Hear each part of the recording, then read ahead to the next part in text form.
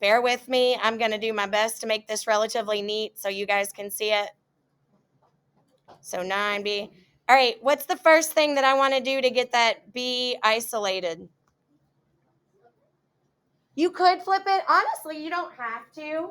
I get that, and I get the impression that a lot of middle school teachers taught you guys to like flip it automatically.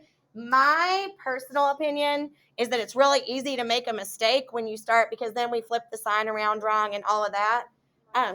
Yeah, so what I would do is just start solving it. I would just do -7 on both sides.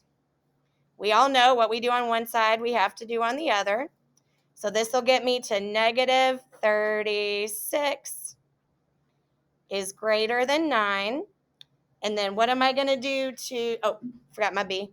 What am I going to do to get rid of that 9? I'm going to divide. I've kind of run out of room here a little bit. So I'm going to just put this down here. So negative, I know we know this part. So this is what I've got so far. -4 is greater than B.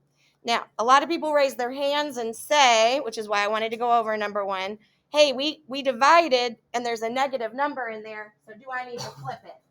And the answer to that is no. It's all about the number that you had to divide by. And since that was a +9, you do not need to flip that inequality symbol. Bless you. So you don't need to flip it. I'm gonna get you 1 second. I'll bet I know what you're getting ready to tell me. So the key today for this practice, and that's why I just wanted you guys to start off with 2-step, because the solving part isn't that crazy. When you go to type your symbol into the box, make sure you put the variable first. Now, technically, there is nothing wrong, there is nothing incorrect about this answer. Putting the B on the right-hand side of the inequality, there's nothing wrong with that. That's technically mathematically correct. However, on those tests that are more important than they should be, like your SAT, your ACT, stuff like that, they have a tendency to give you multiple choice, right? And more often than not, the multiple choice answers start with the variable on the left-hand side, even though it's technically correct for you to do it either way. So you need to get in the habit of flipping it back to put the variable first, even though I'm going to go ahead and tell you it's kind of stupid because it really means the same thing. But you need to get used to, like, because of standardized tests in your future, noticing how to flip the variable back.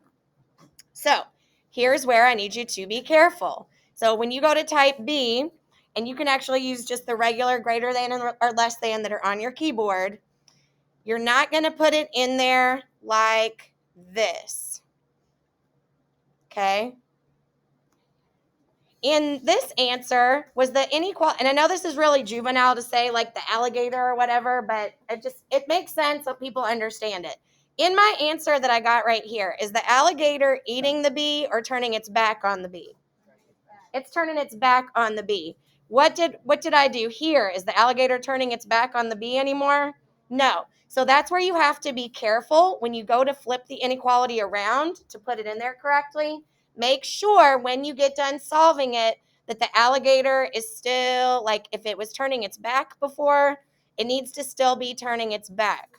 So that's the part I want you to practice more than anything today, because in my experience, that's where you're going to screw up. You're going to do like all the other harder stuff right, and then when you go to get the answer, you're going to accidentally flip it. So ask yourself in your head, is the alligator eating the variable or turning its back on the variable? And make sure that when you type it in the final answer, it goes in that way. So this should have worked. Did it pop up green? Okay. So that is all we are doing for the last, what do we got, 10 so minutes. Knock another couple of those out, get that practice. So the 2 things I want you to make sure you practice are, if you multiply or divide by a negative number, you got to flip it. And then when you go to actually type your answer into this box, make sure the variable comes first. Even though it technically doesn't matter, it's annoying that standardized tests are a way of life in America. So we kind of got to practice for those kinds of things, even though they don't really matter. But that's where we are. So I will be glad to answer any individual questions. Again, I don't care if you did scratch work on paper, dry erase, whatever for today. I'm more worried about you practicing how to actually type them in. I'll be there in 1 second. Ma'am, you'll be my first stop.